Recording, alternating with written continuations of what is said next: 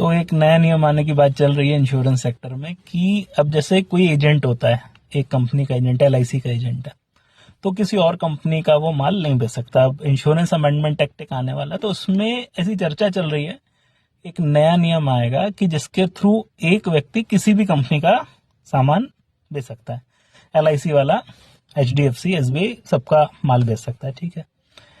कुछ दिनों पहले भारत सरकार ने एक नियम निकाला था जिसमें एफडीआई 100% इंश्योरेंस में लागू हो गई। यानी अब जो पहले विदेशी कंपनियां भारत में इंश्योरेंस का कारोबार करना चाहती थी, उन्हें किसी और भारतीय कंपनी के साथ मिलकर जॉइंट वेंचर करना पड़ता था। अब 100% एफडीआई अलाउड है, तो अब हो सकता है कि ये कंपनियां छोड़ दें भारतीय कंपनियों को और अपनी खुद की फुल फ्लैज अमेरिकन विदेशी कंपनियां इंश्योरेंस किया जाए। तकलीफ यह है कि अगर हम लोग इस प्रकार से अलाउ करते हैं विदेशी कंपनियों को भारत में आने के लिए, प्लस जब हम अलाउ करते हैं कि हाँ, एक व्यक्ति मल्टीपल कंपनीज का माल बेच सकता है, जो अभी तक भारत के इंश्योरेंस सेक्टर में नियम नहीं था, तो there is a good chance कि विदेशी कंपनियां ज्यादा पे पैकेज दे के भारत की जो भी एग्जिस्टिंग टीम्स हैं, चाहे प्राइवेट सेक्टर हो चाहे पब्लिक सेक्टर हो, उन इंश्योरेंस कंपनीज की वो पोच कर ले, यानी अपने साइड ले लें।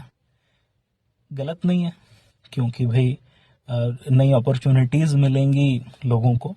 जो इस सेक्टर में, लेकिन उसका एक दूसरा परिणाम ये भी हो सकता है कि जो इंश्योरेंस सेक्टर इतने सालों में भारत की सरकारी और गैर सरकारी कंपनियों ने खड़ा किया, हो सकता है वो धीरे से विदेशी कंपनी की तरफ शिफ्ट हो जाए, क्योंकि जो सेल्स फोर्स बड़ी इंपॉर्टेंट होती है किसी भी कंपनी या इंडस्ट्री के लिए, वो अचानक से दूसरी जगह शिफ्ट हो जाएगी। देखिए, ये कोई सही या गलत वाली बात है ही नहीं कि ये सही हो रहा है या गलत हो रहा है, लेकिन ये कंटेंशियस इशू है और मैं चाहूंगा इस पे आप लोगों का क्या व्यू है, आप जरूर बताएं।